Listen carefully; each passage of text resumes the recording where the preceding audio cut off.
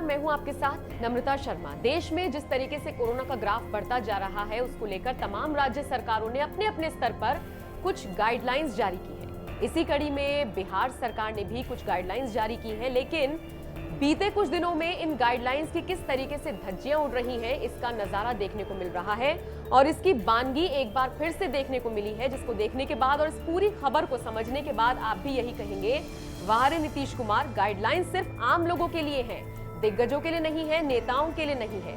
ऐसा हम क्यों कह रहे हैं और ऐसा आप भी क्यों कहेंगे, इस पूरी खबर में समझिए। दरअसल यूं तो सुशासन बाबू नीतीश कुमार को कहा जाता है और ऐसा इसलिए क्योंकि उन्होंने कई फैसले लिए हैं। मसलन शराबबंदी का फैसला आपको याद ही होगा। हालांकि जब जमीनी स्तर पर उसको देखते हैं तो ये पूर्ण तरीके से धराशायी होता हुआ नजर आता है। खैर, इन सब के बीच दो पूर्व विधायक एक आयोजन में इस तरीके से नाचते हुए गाते हुए नजर आए कि अब उनकी भी आलोचना हो रही है और साथ ही साथ नीतीश सरकार की भी आलोचना हो रही है।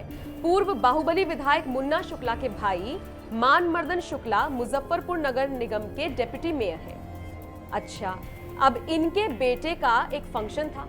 फंक्शन ऐसा था कि समझ लीजिए किसी शादी ब्याह से कम फंक्शन नहीं था ये।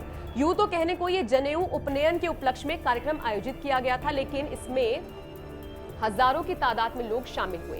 सिर्फ मुन्ना शुक्ला ही नहीं बल्कि उनकी पत्नी, जो खुद पूर्व विधायक रही हैं, वो भी इसमें खूब अच्छी तरीके से सज धज कर नाचती गाती हुई नजर आई। जैसा कि मैंने पहले भी कहा, हजारों की तादाद में लोग इसमें इकट्ठा हुए। इसके अलावा कुछ सेलिब्रिटीज भी थे जो इसमें नाचते हुए नजर आए और इस दौरान कोरोना गाइडलाइंस की जमकर धज्जियां उड़ाई गई। ये तस्वीरें आप देखिए और इन तस्वीरों से ही आप अंदाजा लगा सकते हैं कि सुशासन बाबू ने जो गाइडलाइंस जारी की हैं, उनकी ऐसी की तैसी होती हुई इन तस्वीरों में साफ तौर पर दिखाई दे रही है। पूर्व दोनों विधायक जो हैं वो नाच रहे हैं, ये तस्वीरें आप देखिए। और उसके अलावा भोजपुरी इंडस्ट्री की जानी मानी एक्ट्रेस अक्षरा सिंह भी यहाँ पर नाच गाना करती हुई नजर आ रही है।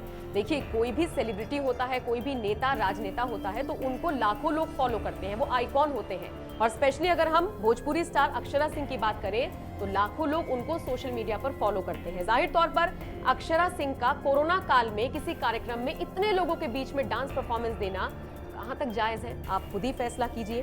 खैर, जिस तरीके से उनका प्रोग्राम पूरा आयोजित किया गया, जैसे ही अक्षरा सिंह स्टेज पर आई, उसके बाद जितने भी उनके फैंस थे, जितने लोग वहां पर मौजूद थे, वो भी उनके साथ डांस करने लगे। इस पूरे हॉल में जितने भी लोग मौजूद थे, आपको जानकर हैरानी होगी कि दूसरे आदमी के पैर रखने तक की जगह नहीं थी, इतनी ज्यादा भीड़ इस हॉल में देखने को मिली। और यहाँ पर एक बार फिर से बिहार सरकार के ऊपर सवाल उठे कि जो गरीब मजदूर हैं, जो दिहाड़ी मजदूर हैं, जिनकी दुकानें आपने बंद कराई हुई है नाइट कर्फ्यू के नाम पर या फिर सख्ती के नाम पर, जिन पर आप एक्शन लेते हैं मास्क ना पहनने पर, चालान उनका काट दिया जाता है, इन लोगों का क्या करेंगे? जब दिग्गज ही इस तरह की हरकतें करेंगे तो फिर काय बात के सुशासन बाबू आप रह गए हैं। खैर, ये सारी तस्वीरें निकलकर सामने आई हैं और इसको लेकर बिहार सरकार पर एक बार फिर से सवाल उठ रहे हैं कि आखिर कोरोना गाइडलाइंस की धज्जियां इन सब लोगों ने उड़ाई हैं, तो इन पर आप क्या एक्शन लेंगे? 18 अप्रैल को खुद मुख्यमंत्री नीतीश कुमार ने कोरोना की रोकथाम के लिए कुछ गाइडलाइंस जारी की थी। राज्य में नाइट कर्फ्यू का ऐलान किया था। इसके अलावा हर जिले के जिला अधिकारी को बाकायदा ये अधिकार दिया था कि अगर कहीं पर आप स्थिति को बुरा होते हुए देखते हैं, अनियंत्रित होते हुए देखते हैं, तो वहां पर आप धारा 144 लगा सकते हैं। लेकिन यहाँ पर किसी ने कोई एक्शन नहीं लिया। आलम ये था कि वहां पर ऐसा लग रहा था जैसे कि भाई साहब कोरोना है ही नहीं।